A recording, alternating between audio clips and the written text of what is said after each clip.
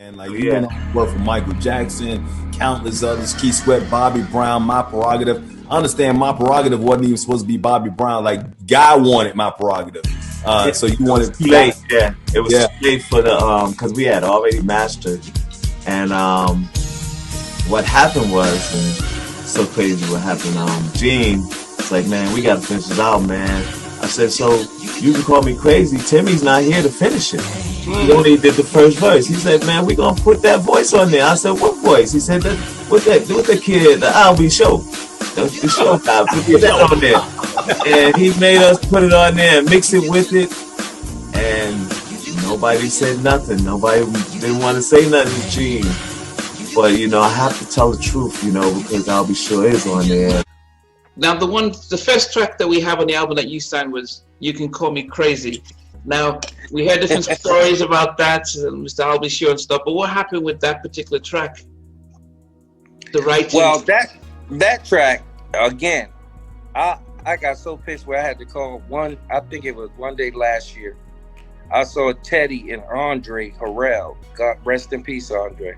Yeah. But I saw them on a forum talking.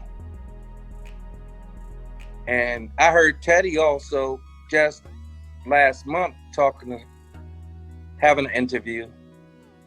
And he said how Timmy was supposed to sing the song. He was singing the song, but Timmy got mad at Gene and left out the studio. And then he said, Gene said, yo, just put old boy on it. And Teddy said, who you talking about? Timmy's not here to finish the song. And he said, you know who I'm talking about. And it was out. That was a farce. That was a fucking farce. That never happened. What the real story is, Teddy and I produced I'll Be Sure. Oh. When Andre wanted to sign Guy, rest in peace, Andre.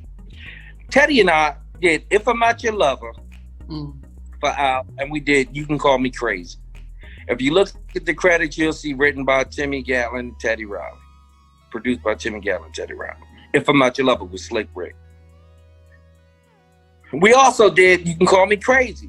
But we were working on Guy simultaneously because Andre Harrell gave us a big ass deal. So we were going back and forth. But Teddy was already known as a hot producer. So Teddy stopped everything just to finish up Guy, to work on Guy, because he was still getting demands to do hip hop. But it's like, what the little money he was getting for that, because Teddy wasn't getting no big money for Heavy D in the beginning at all. He getting a couple of $1,000, even for Keith Sweat. I doubt if he made 20 grand for that whole first album. But with Guy, Andre gave us a deal for $500,000, so that became the priority, a legitimate priority. So he asked us to write for I'll Be Sure. So we wrote If I'm Not Your Lover, You Can Call Me Crazy. But when Gene came into the picture and we were writing songs for the Guy record, Gene said that song is too good. We taking it back. Okay. We're taking it back. Timmy, you gonna sing the song, because it's your song anyway. It was my song. I gave it to Al and said, okay, I can write others. So that's why Al vocals was on the song. But if you listen to the record, Al sing the first verse, and then if you listen carefully, I'm singing all of the second verse. Oh. So it makes sense. If why would I be singing the second verse to a song if I left the song and gave it to Al? Why would he be singing the first verse? Yeah. Did what was your? I mean, how did Al take it? That you're taking back a song that he already started working on? Was he upset? Me and Al is very close. Me and Al, we don't see each other every day, don't talk every day, but Al just sent me a text 2-3 days ago. And me and Al is dope, and he knows you too. Yeah, he knows you. He knows about you too because he commented on the halftime chat.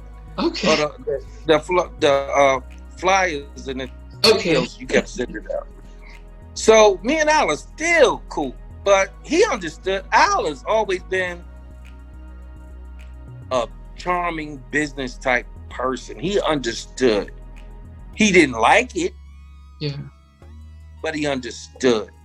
And at the time, we was the only one that was on Uptown at the time was Heavy D, I'll Be Sure, Heavy D, and Guy. Okay. So we was the newcomers, the first band. He had the Uptown Girls or whatever. Yeah. But we were the first self-contained, even though Al and Kyle West wrote, they were the first self-contained. I'll take that back. Al and Kyle West and Heavy D, they wrote their stuff, but it was still, they had help. Guy was the first coming into this. First, let's take it over. First self-contained, executive produce our own record, everything. Wow.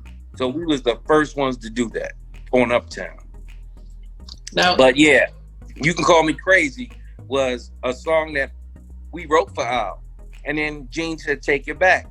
And that's why it's on the Guy album. Wow. Now, when he said that, did you guys not think, well, no, I could write another one? Or did you think, yeah, it's a hot record, yeah, we should take it back? I mean, how did you take it when Gene was saying? I told him, like, why are we doing that? If we giving somebody something and they paid it for, why are we gonna do that? It was like, why? It was unnecessary. It was unnecessary. It's like, especially, we had so many other songs in the can. Me and Teddy was writing and having songs done every day, me, Teddy, and Aaron. So it's like, okay, what? But it was a power move, that I didn't necessarily like. Some power moves are called for, but this was unnecessary to me. It was like, that don't make sense. Yeah.